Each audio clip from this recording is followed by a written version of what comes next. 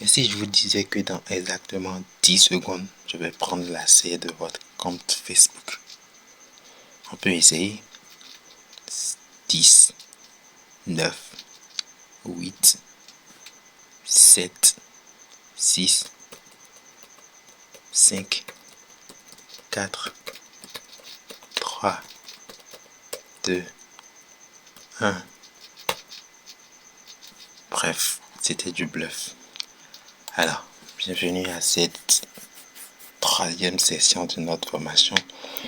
Ce sera la partie la plus intéressante à mon avis pour un peu plus comprendre ce que nous cherchons à vraiment contre-attaquer, je vais dire prévenir. Voilà, prévenir c'est le vrai mot. Ce que nous cherchons à prévenir. Bienvenue dans la catégorie de la pratique qui va vous permettre de pouvoir comprendre comment ça se passe et de savoir à chaque fois la différence qu'il y a entre les vrais sites ou les vraies choses sur internet contrairement aux fake.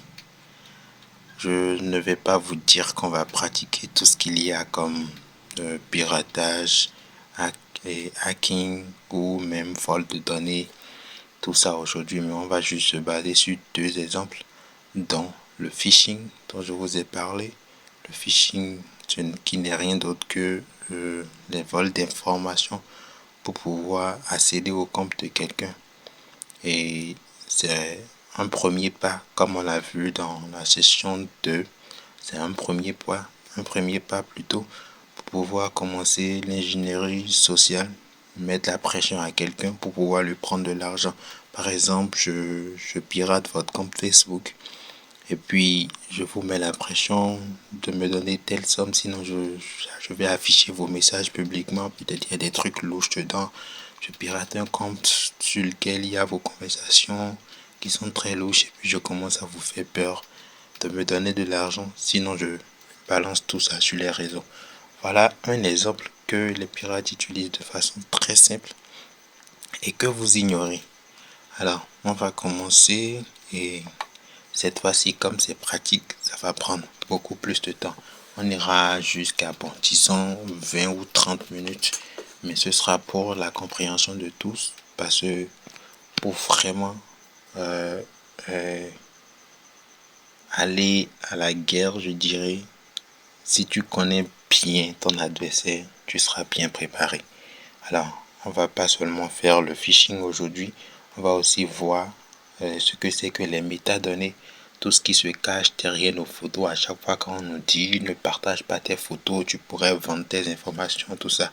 Ce pourquoi on nous dit ça, on va voir ça aujourd'hui, comment vérifier tout ça et supprimer les choses avant de partager pour ne pas être exposé. Alors, on va suivre le tuto du début jusqu'à la fin. J'ose croire que chacun a déjà son terminal installé comme je vous l'ai envoyé dans les documents PDF et que vos applications sont prêtes. Ce qu'on va faire, ce sera assez simple. Vous allez suivre ce que je vais faire et faire exactement ce que je serai en train de faire parce que la vidéo est bien détaillée et chacun pourra suivre. Alors, je me suis permis de recommencer tout depuis le début l'installation de, de Termus jusqu'à l'installation des packages et les mises à jour, l'installation de Zfisher et aussi l'installation de ExifTool. Alors là, je vais rechercher Termus sur Play Store. Moi, je suis sur un téléphone Android Infinis. Donc, je recherche Termus. Je l'ouvre. Là, je suis en train de taper mon code. Voilà. Termus est ouvert. Dès que j'ouvre Termus, il me faut faire les mises à jour de package. Alors, je vais taper pkg update and pkg upgrade pour pouvoir faire les mises à jour.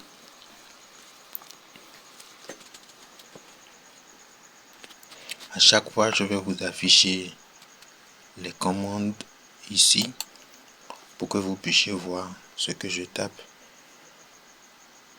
Je vais afficher les commandes là pour que vous puissiez voir ce que je tape au fur et à mesure.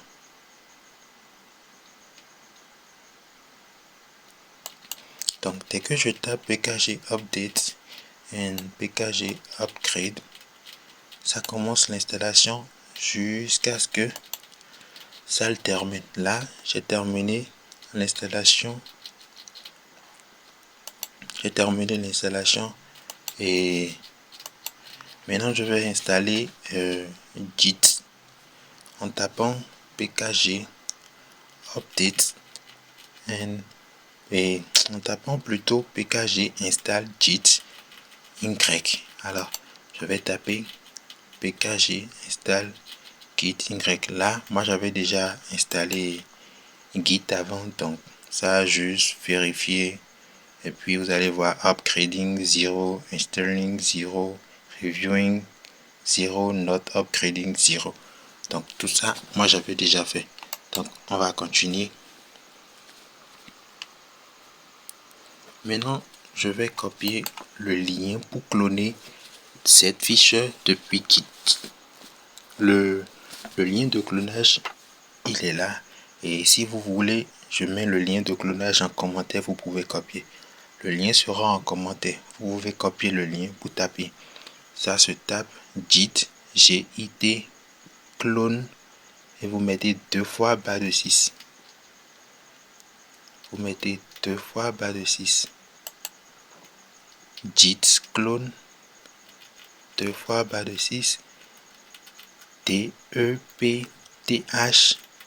barre de 6 encore, et vous mettez 1 espace https github.com/htr, et vous faites encore barre de 6 tech/zfisher.git. Maintenant, dès que vous faites ça, vous appuyez sur entrée. Je vous ai dit entrée, c'est la barre droite et en bas sur votre clavier. Alors ça charge, ça continue, et puis ça va cloner le dépôt Git sur mon téléphone.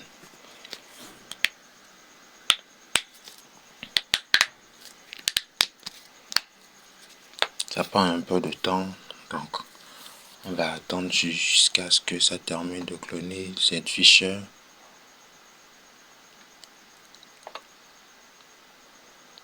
Là, je crois que c'est bon.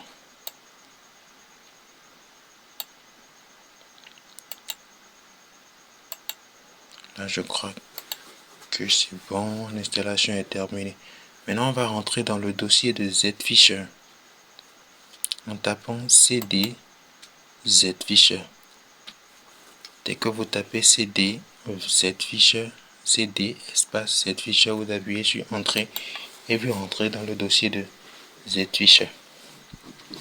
Une fois dans le dossier, vous tapez batch zfisher.ch, batch zfisher.ch.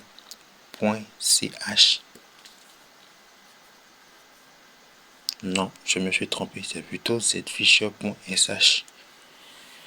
Je me suis trompé, zfisher.sh. Voilà. Voilà, ça tourne. Bon, je vous garantis que à ce point, ça prend un peu de temps. Pour ceux qui ont fait l'installation avant de venir, ils auraient dû constater que ça prend assez de temps à ce niveau. Donc on va attendre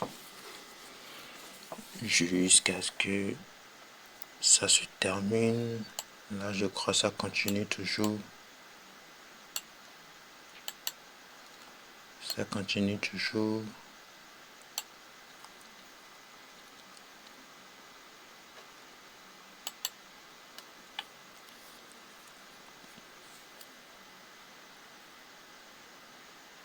Voilà, Cloudflare qui prend du temps là, c'est terminé. Maintenant, ça installe local expose.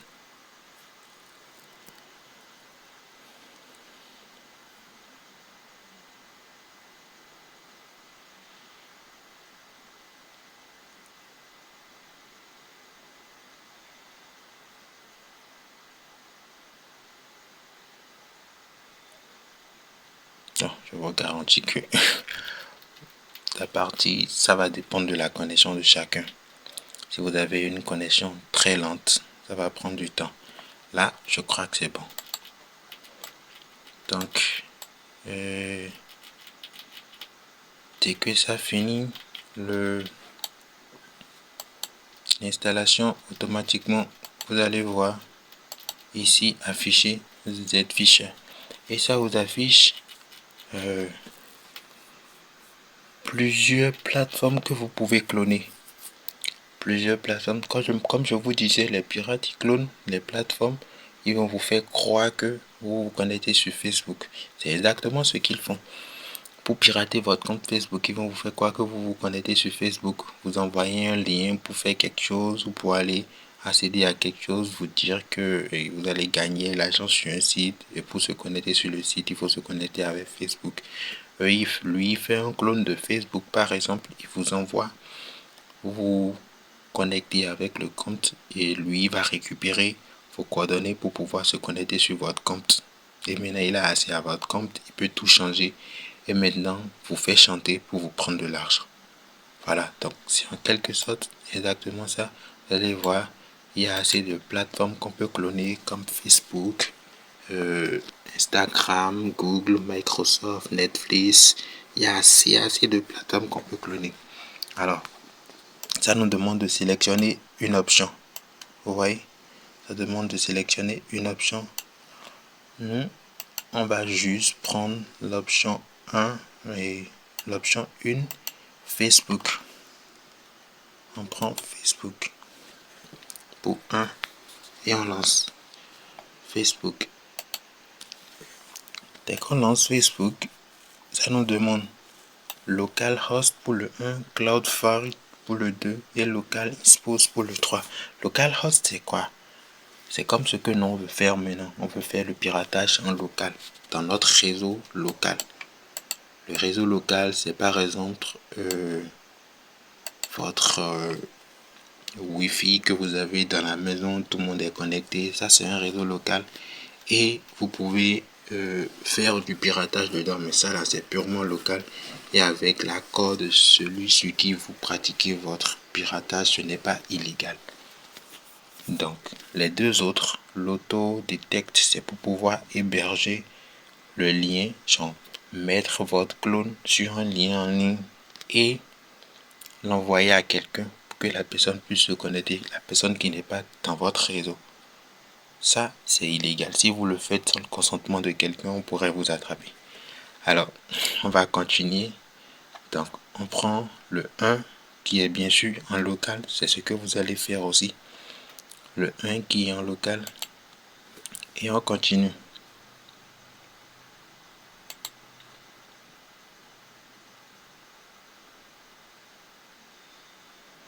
On prend 1.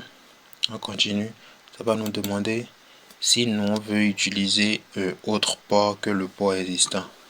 Donc, je mets Y pour oui et N pour non. Je mets Y, je tape et ça me demande d'entrer le port. Bon, vous pouvez mettre ce que vous voulez. Ça dit compris entre 1024 et 9999. Moi, je vais utiliser 5555. Voilà. Donc, j'ai créé le lien. Ça a pris l'adresse locale de mon téléphone, genre HTTPS et HTTP 127.0.0.1 2.500 et 5555. C'est là la différence que je vous faisais entre les liens HTTP et les liens HTTPS. Le HTTP là, maintenant, si j'envoie ce lien à quelqu'un qui est dans le même réseau que moi, la personne tape le lien, la personne pourra se faire pirater par moi. Parce que dès que la personne va taper cette information, je pourrai récupérer ici. Donc, quand c'est HTTPS, c'est beaucoup plus sécurisé. Mais la sécurité HTTPS n'empêche pas certains de pouvoir vous pirater. Ça, c'est clair. Il y a d'autres qui ont des techniques très sophistiquées pour vous avoir. Par exemple, si j'utilisais l'option 3 là-bas, j'aurais pu avoir un lien avec HTTPS que j'allais vous envoyer. Donc, voilà. On continue. Maintenant, je vais copier le lien et ouvrir le lien dans mon navigateur.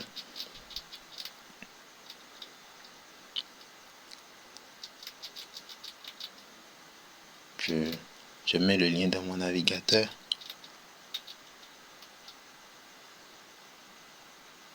Voilà. Vous constatez que exactement ça ressemble à la page de Facebook.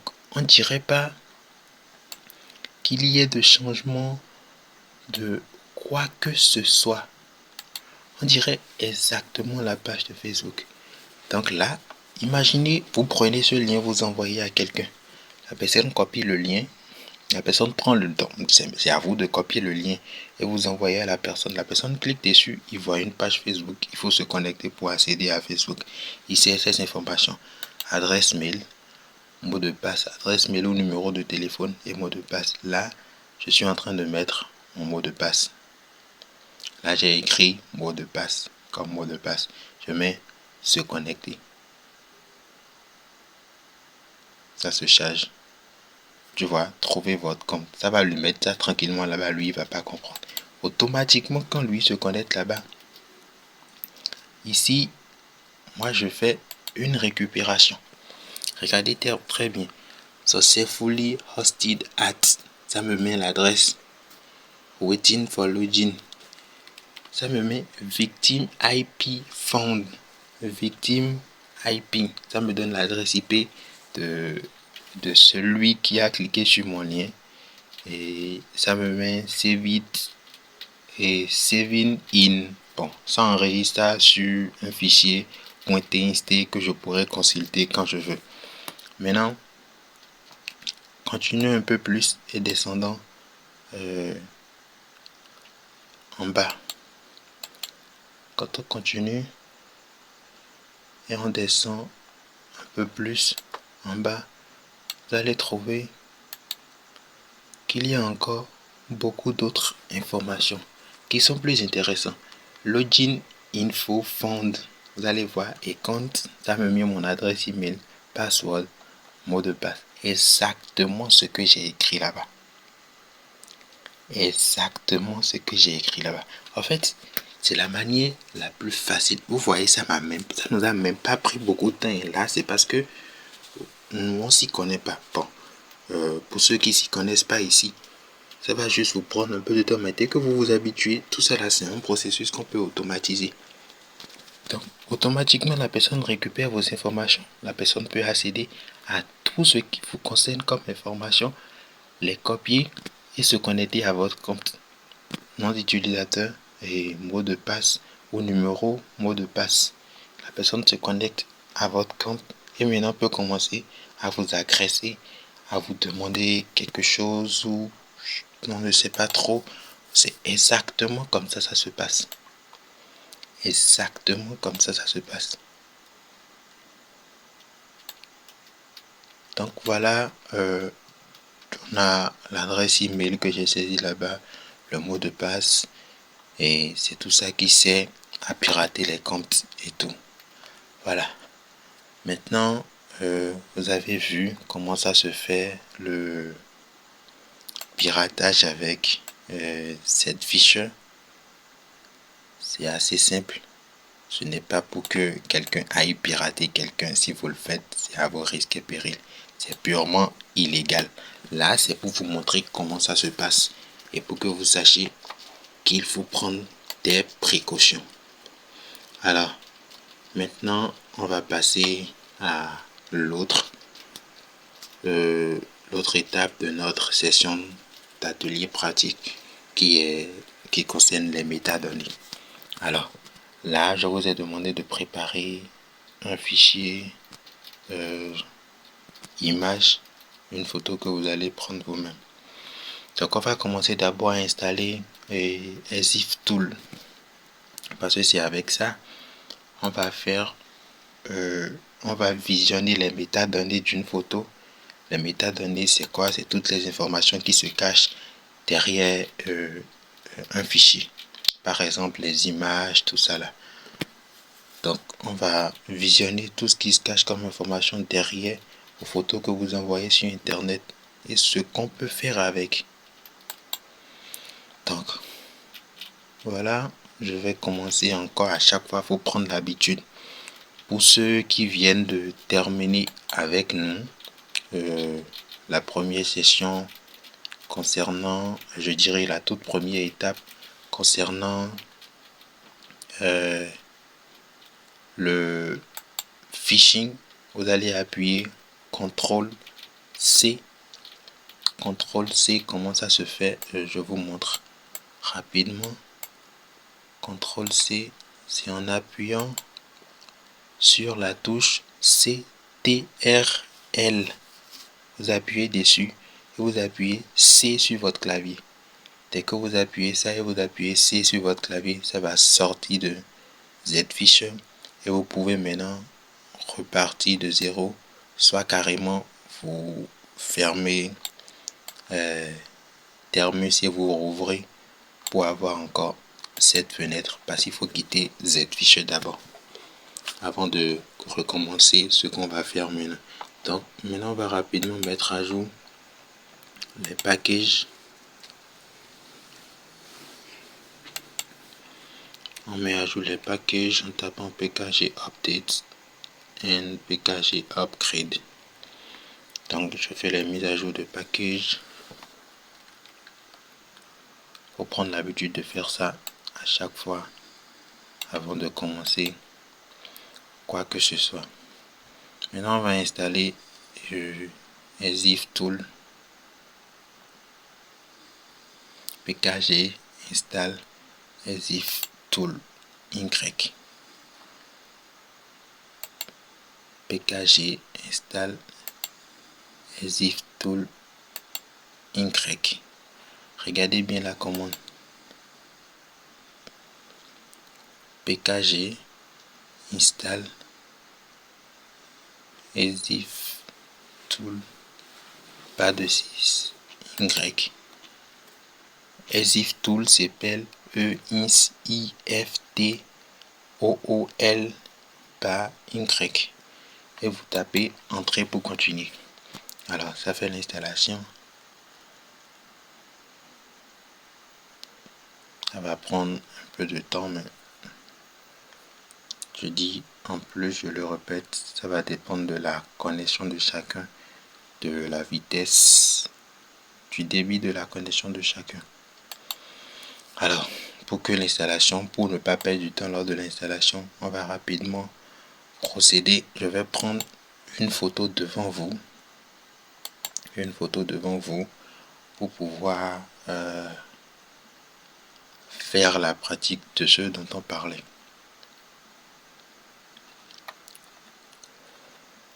La photo sur laquelle on va appliquer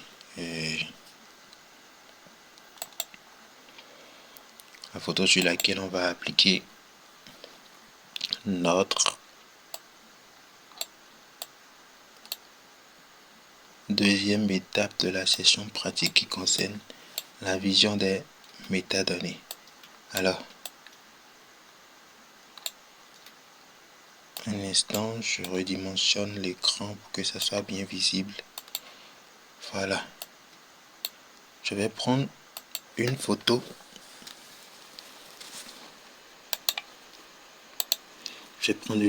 Bien sûr, ce sera une photo dans le noir. Je prends la photo, voilà, une photo que j'ai prise maintenant. Et je vais aller dans File pour pouvoir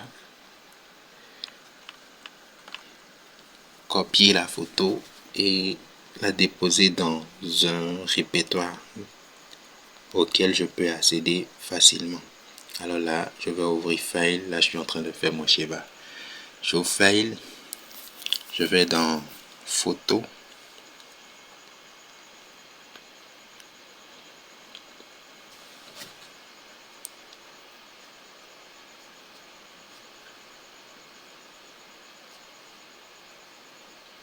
Bon, il y a trop de données sur mon téléphone, donc ça prend du temps pour se charger. Voilà, je coche la photo, je fais déplacer ou bien copier je mets ça dans le stockage interne, pas dans un dossier, directement dans le stockage interne pour ne pas trop me gêner après parce qu'il faut avoir un accès au fichier ou bien au répertoire dans lequel le fichier est après. Donc j'ai copié ça dans le stockage interne du téléphone directement. Maintenant je vais rentrer dans le stockage interne du téléphone. Je vais chercher mon fichier, la photo que je viens de copier. Bon, je ne trouve pas, je vais trier. Trier plus récent.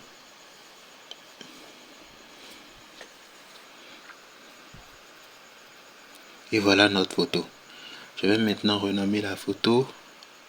Je vais nommer ça photo.jpg. C'est ce que je vous ai recommandé. Voilà. Je crois que c'est bon. Voilà. La photo est renommée. Maintenant, on va retourner dans Thermus.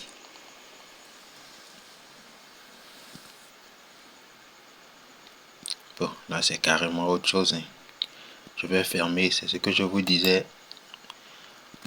Comme pour ceux qui étaient dans Z-Fish. Si vous n'avez pas pu quitter, vous pouvez maintenant quitter en venant dans votre barre de notification ici et vous développez la barre de Thermus.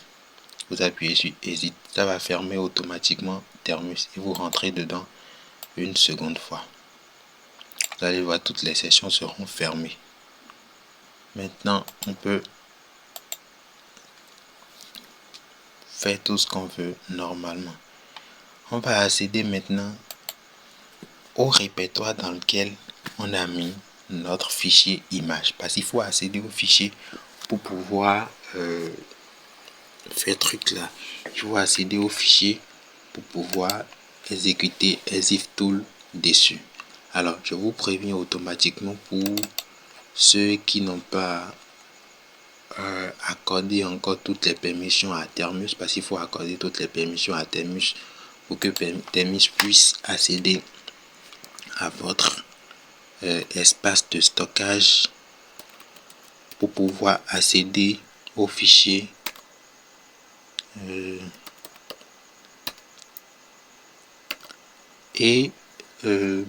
il faut que Thermus accède à vos fichiers pour pouvoir exécuter ExifTool sur l'image pour qu'on puisse voir les métadonnées.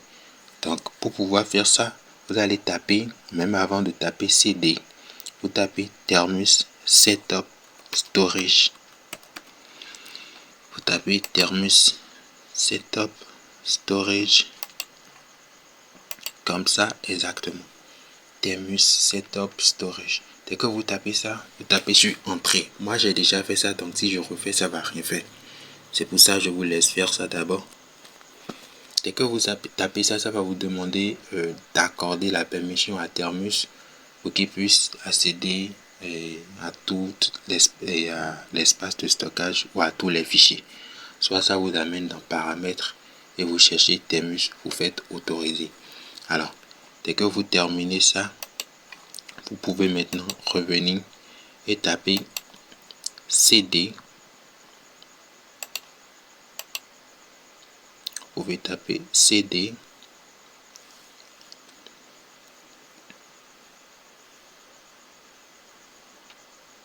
J'espère que vous me suivez. Vous tapez CD et puis vous allez sur votre clavier. Il y a quelque part en bas ici. Je ramène ça un peu en arrière pour que vous puissiez voir là où j'ai tapé le caractère. Vous appuyez d'abord sur 1, 2, 3 et en plus sur 1, 2, 3. Vous allez trouver ce caractère là,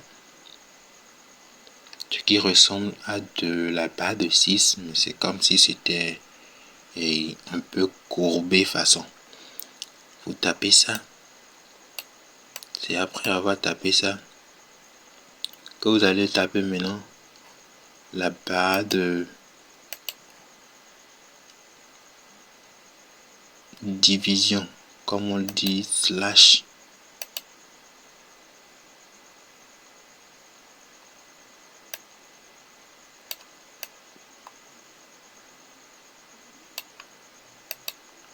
slash, et vous faites storage, slash. Comme je le disais, vous allez bien voir sur votre clavier, quand vous ouvrez votre clavier, vous tapez sur 1, 2, 3 d'abord. Et vous allez voir 1, 2, 3 là, barre en haut. Vous tapez encore 1, 2, 3. Ça va vous afficher une autre interface. Bon, pour les utilisateurs d'Android, je ne sais pas pour les autres comment vous allez trouver ça. Cette barre là, ça ressemble à la barre de 6 qui est centrée, mais c'est un peu courbé façon. Je vais zoomer pour que vous voyez encore plus le caractère dont je parle.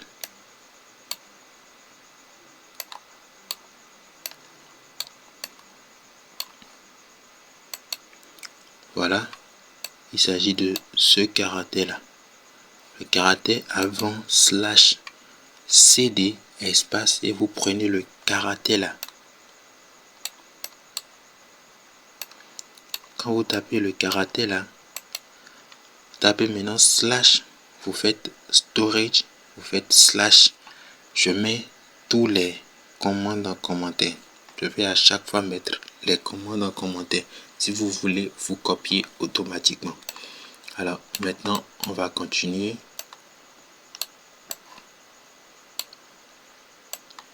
Dès que vous tapez cd, vous mettez notre caractère qui ressemble à la barre de 6. Vous tapez storage, vous faites slash. Vous tapez encore la slash encore. Et vous tapez maintenant shared.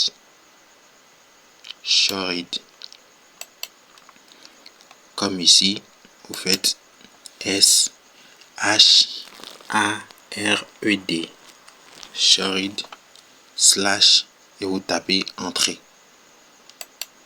Dès que vous faites entrer, automatiquement ça va dans le répertoire, le répertoire de votre téléphone même. Vous allez voir le répertoire de votre téléphone même et vous accédez à ce répertoire là. Alors je vais taper dire c'est pour ouvrir tout ce qui est dans le répertoire du téléphone. Si vous constatez bien, il y a beaucoup de choses comme ça je voyais quand j'étais dans File tout à l'heure. Vous allez voir beaucoup trop de choses, tous les fichiers qu'il y a dans mon répertoire. Je vous le montre. Ici, vous allez voir, il y a assez de fichiers. Il y a un fichier 1.jpg. Il y a beaucoup de fichiers dans mon répertoire sans entrer dans aucun dossier. Le répertoire interne. Alors, quand on vient en bas, on va trouver notre fichier photo.jpg là. Voilà, elle est là, notre fichier. Alors, notre fichier est déjà là. Donc, on va pouvoir continuer.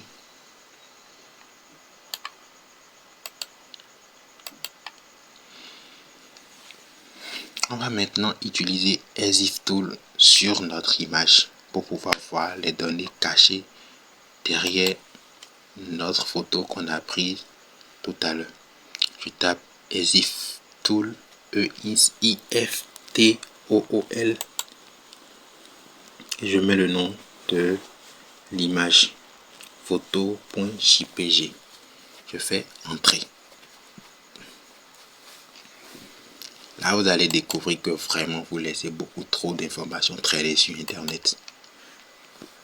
Alors, voilà, je vous montre. Regardez. Depuis ici. Regardez par vous-même. Depuis ici, il y a assez d'informations. Ça commence d'abord par énumérer EXIF Tool. Ça, c'est la version.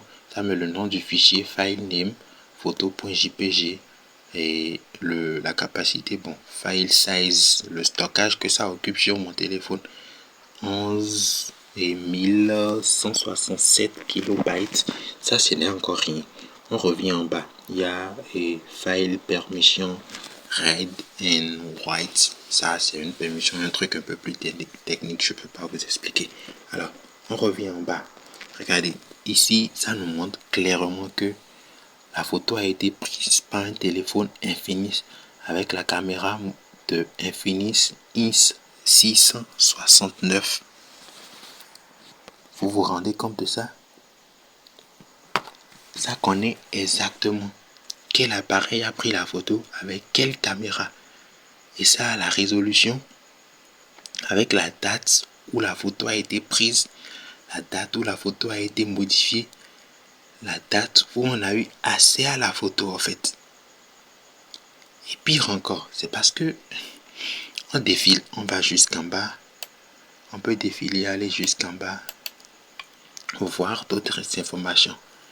Ici, vous allez voir, il y a beaucoup trop d'informations que vous partagez.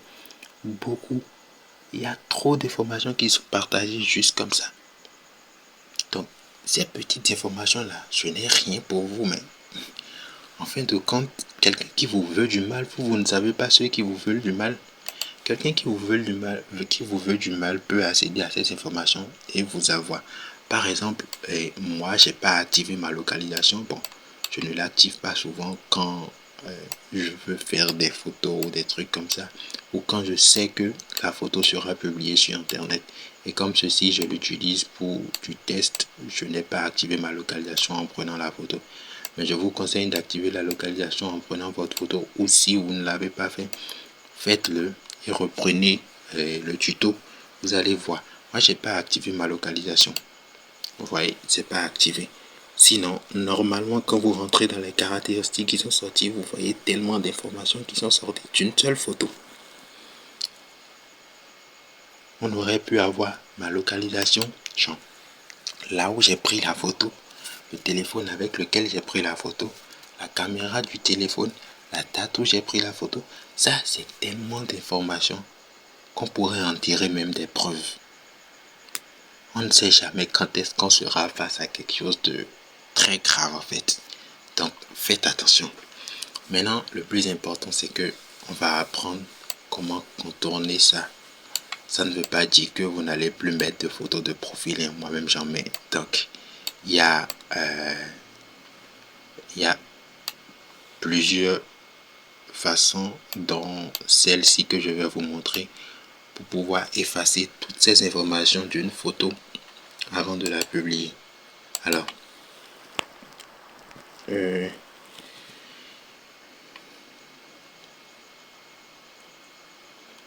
nous allons maintenant effacer toutes ces informations de la photo, de l'image, et refaire Exif Tool pour voir ce que ça donne. J'en revois si il y a toujours les métadonnées là-dessus, parce que toutes ces informations-là se sont qualifiées de métadonnées. Donc, voyons voir comment supprimer tout ça. Vous tapez la commande Exif Tool. Ça se tape Exif Tool, EIFTOOL,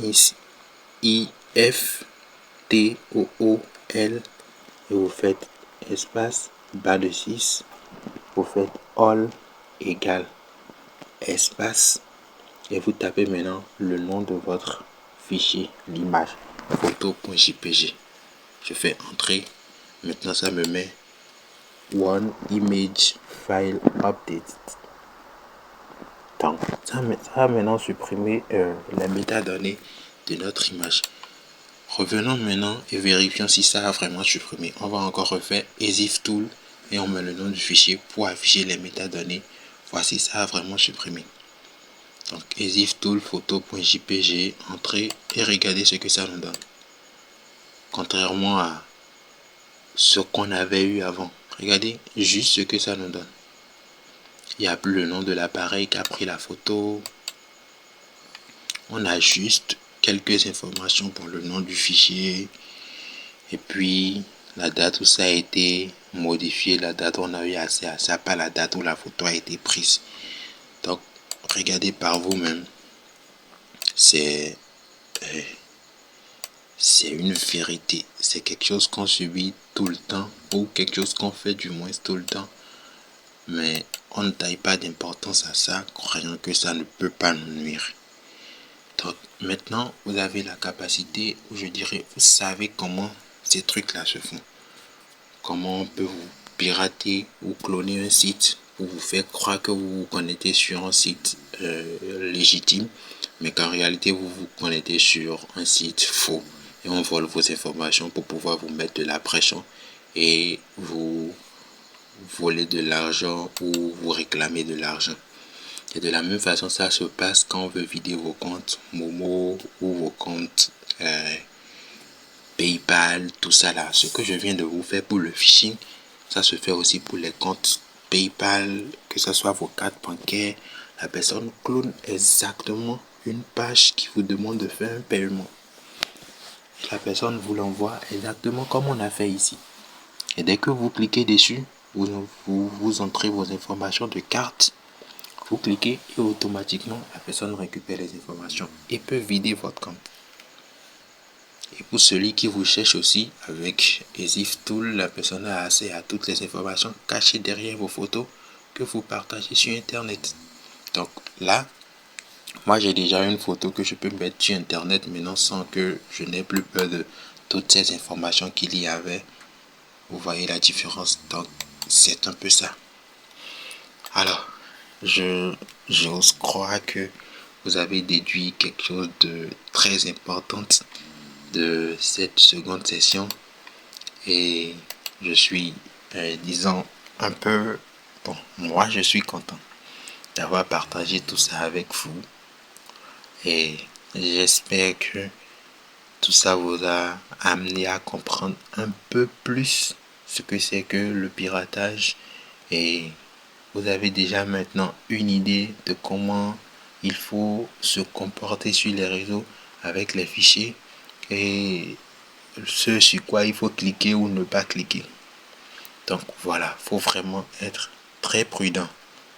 Alors demain, ce sera la session 4 où bien évidemment, on ne va pas que vous expliquer Internet, vous expliquer les cyberattaques et vous montrer comment ça se fait. Non.